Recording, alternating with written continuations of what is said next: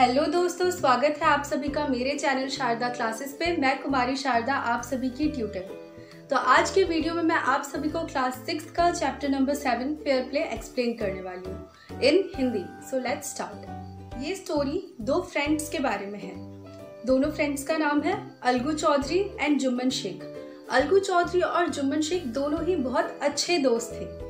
इनका जो friendship bond था बहुत ही ज़्यादा स्ट्रॉन्ग था, यानी कि इनकी दोस्ती बहुत गहरी थी। इन दोनों में से जब भी कोई एक गांव से बाहर जाता तो दूसरा फ्रेंड जो घर पे रहता वो अपने फैमिली के साथ साथ अपने फ्रेंड के फैमिली का भी लुक आफ्टर करता। लुक आफ्टर का मतलब है ध्यान रखता। ठीक है, दोनों ही दोस्तों की गांव में लोग बहुत ज़्यादा इज्जत किया करते थे। जुम्मन शेख जो था उसकी एक ओल्ड आंट भी थी। यहाँ पे आंट का मतलब है चाची। जो ओल्ड आंट थी उनका अपना कुछ प्रॉपर्टी था, यानी कि जायदाद था।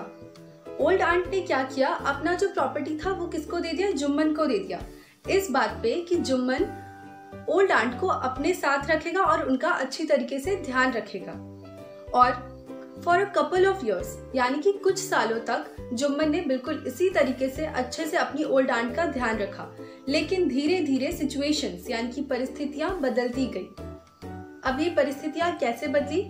परिस्थितियां कुछ इस तरीके से बदली कि जुम्मन और जो उसका फैमिली था अब ओल्ड आंट से टायर्ड हो चुका था यानी कि परेशान हो चुका था। Jumman became as indifferent to her as his wife, यानी कि यहाँ पे बिकेम इंडिफरेंट का मतलब है किसी भी चीज में इंटरेस्ट ना रहना। जुम्मन भी ओल्ड आंट के साथ बिल्कुल उसी तरीके से बिहेव करने लगा जिस तरीके से उसकी वाइफ किया करती थी। जुम्मन की जो वाइफ थी बिल्कुल भी अच्छे से बिहेव नहीं करती थी ओल्ड आंट के साथ। जब भी ओल्ड आंट को खाना देती एकदम ग्रज्ड यानी कि अनविलिंगली, बिना इच्छा से देती थी। ओल्ड आंट ने कुछ महीनों तक जुम्मन और उसकी वाइफ के इंसल्टिंग बिहेवियर को सहा, बट पेशेंस हैज लिमिट्स, यानी कि धैर्य की सीमा है। एक दिन ओल्ड आंट ने जुम्मन से बात की और उन्होंने कहा, बेटे ये बात तो अब तुम भी जानते हो और मैं भी जानती हूँ कि अब तुम्हारे घर में मैं वांटेड नहीं हूँ, यानी कि अब तुम्हारे घर में मेरी और ज़रूरत नहीं है। इसीलिए तुम मुझे मंथली अलाउंस यानी कि महीने के कुछ रुपए दे दो ताकि मैं अपना सेपरेट किचन सेटअप कर सकूँ यानी कि वो अपना अलग से खाना बना सके। इस बात पे जुम्मन ने बहुत ही ज़्यादा शेमलेसली यानी कि बेशर्मी से रिप्लाई दिया। उसने उल्टा जवाब दिया ओल्ड आंट को। क्या जवाब दिया? उसने कहा कि मेरी वाइफ बहुत अच्छे से घर चलाना जानती है। इस बात पे तो ओल्ड आंट को गुस्सा आया और उन्होंने उसी वक्त डिसाइड कर लिया कि वो इस केस को कहाँ लेके जाएंगी, विलेज पंचायत में लेके जाएंगी। कई दिनों तक विलेज में ऐसा देखा गया कि ओल्ड आंट जो है हर किसी को अपना केस एक्सप्लेन कर रही थी, यानी कि समझा रही थी। और विलेजर्स के अलग अलग रिएक्शंस आए। कुछ विलेजर्स ने क्या किया, उन्हें सिंपैथाइज किया। सिंपैथाइज का मतलब क्या है? दया दिखाना, यानी कि कुछ विलेजर्स ने उनपे दया दिखाया और कुछ विलेजर्स उनपे हंसे, दे laughed at her.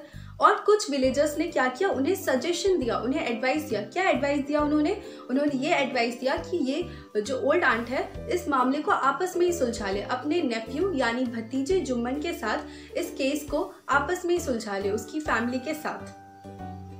At last यानी कि अंत में ओल्ड आंट किसके पास गई? अलगू चौधरी के पास गई। अलगू चौधरी कौन था? जुम्मन का बेस्ट फ्रेंड। तो अलगू चौधरी ने कहा, चाची आप तो ये बात जानती हैं कि जुम्मन मेरा बेस्ट फ्रेंड है और मैं उसके अगेंस्ट नहीं जाऊंगा, यानी कि नहीं जा सकता। तो अगेंस्ट का मतलब क्या है? खिलाफ जाना। तो ओल्ड आंट ने कहा, क्या सही क्या है? ये बात जानते हुए भी चुप रहना सही बात है? ओल्ड आंट ने जाते जाते अलगू चौधरी को एक बात कहा, उससे एक रिक्वेस्ट की। उन्होंने कहा अलगू चौधरी से कि तुम पंचायत में आना और जो सच है वो कहना। पंचायत उसी दिन शाम को ओल्ड बैनियन ट्री के नीचे रखा गया। ओल्ड बैनियन ट्री यानी कि पुराने बरगद के पेड़ के नीचे। तो अब वहां पे पंचायत में जुम्मन खड़ा हुआ और उसने कहा, पंच की आवाज में ही भगवान का आवाज है। और उसने साथ ही साथ अपनी ओल्ड आंट को हेड पंच नॉमिनेट करने का मौका दिया, यानी कि चूज करने का मौका दिया।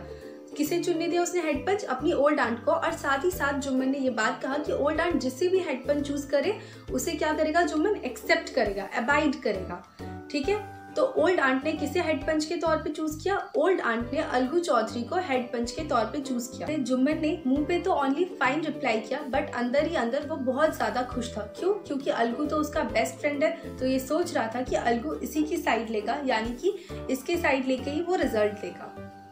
तो अलगू चौधरी ने कहा, आंट आप तो ये बात जानती हैं कि जुम्मन मेरा बेस्ट फ्रेंड है। तब आंट ने कहा, हाँ मैं ये बहुत अच्छी तरह जानती हूँ, पर मैं ये भी जानती हूँ कि for the sake of friendship you will not kill your conscience, यानी कि तुम अपनी दोस्ती के लिए अपने अंतरात्मा को नहीं खत्म करोगे। कंसाइंस का मतलब अंतरात्मा है। उसके बाद ओल्ड आंट ने अपना केस एक्सप्लेन किया।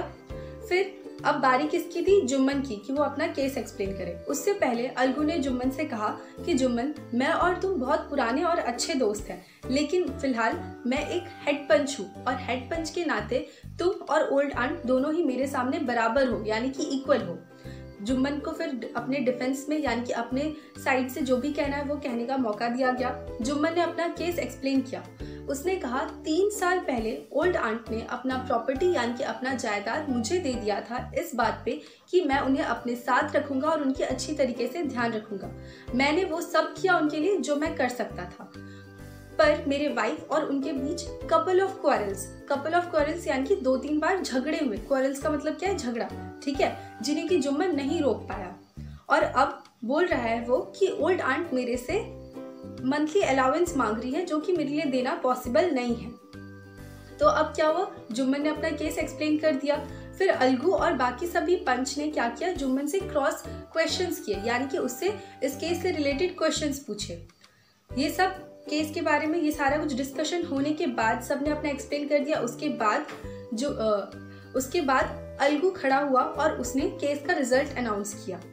उसने कहा कि जुम्मन को या तो अपनी ओल्ड आंट को मंथली अलाउंस देना पड़ेगा या फिर जो ओल्ड आंट का प्रॉपर्टी है वो उसे वापस कर देना पड़ेगा। Now the two friends were seldom seen together, यानी कि अब दोनों दोस्तों को रेयरली कभी कभी ही एक साथ देखा जाया करता था। इनफैक्ट अलगू को अब जुम्मन ने अपना दुश्मन मान लिया था। Days past, now Algu was in a tight spot, यानी कि दिन बीतते गए और अब क्या हुआ? अलगू डिफिकल्ट सिचुएशन में था, यानी कि कठिन परिस्थिति में था।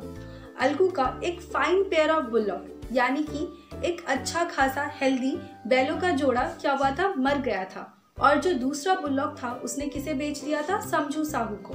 समझू साहू उसी विलेज का एक कार्ट ड्राइवर है। समझू साहू 1 महीने के अंदर उस बुलॉक के पैसे चुकाने वाला था। अनफॉर्चुनेटली क्या हुआ?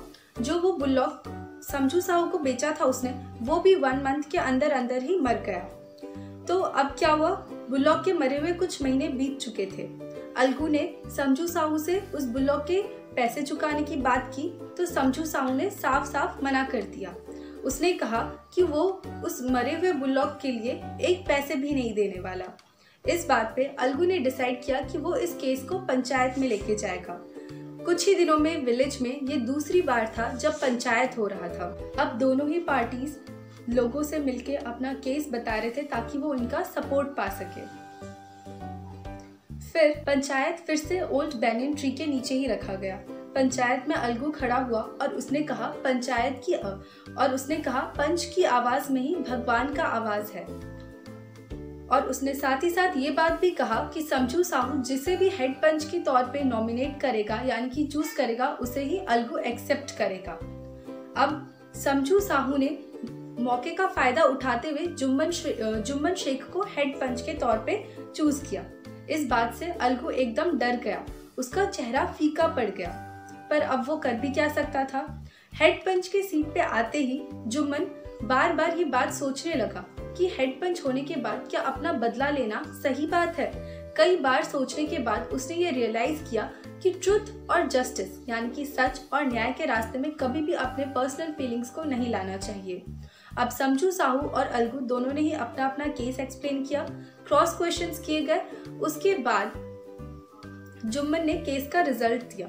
उसने अनाउंस किया कि समझू साहू को अलगू के बुलॉक का पैसा चुकाना पड़ेगा, बिकॉज साहू ने जब ये बुलॉक अलगू से खरीदा था तब बुलॉक को कोई डिजीज यानी कि बीमारी नहीं था और साथ ही साथ बुलॉक का डेथ अनफॉर्चुनेट था यानी कि बदकिस्मती से हुआ था, जिसके लिए अलगू को ब्लेम नहीं किया जा सकता।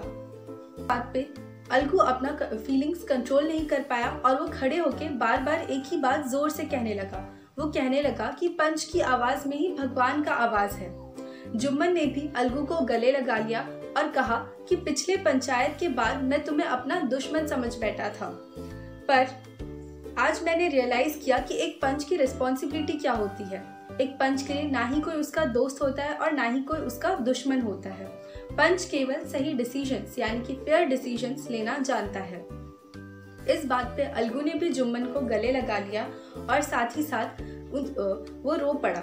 उसकी आंसुओं ने उन दोनों के बीच जो भी मिसअंडरस्टैंडिंग्स थी यानी कि गलतफहमियां थी उसकी गंदगी को धो दिया। तो यही था इस चैप्टर का एक्सप्लेनेशन। आई होप आप सभी को बहुत पसंद आया होगा और अगर मेरा वीडियो अच्छा लगा है तो मेरे वीडियो को लाइक कीजिए, सब्सक्राइब कीजिए एंड सब्सक्राइब करने के बाद बेल आइकन प्रेस करना बिल्कुल ना भूलें। And thank you.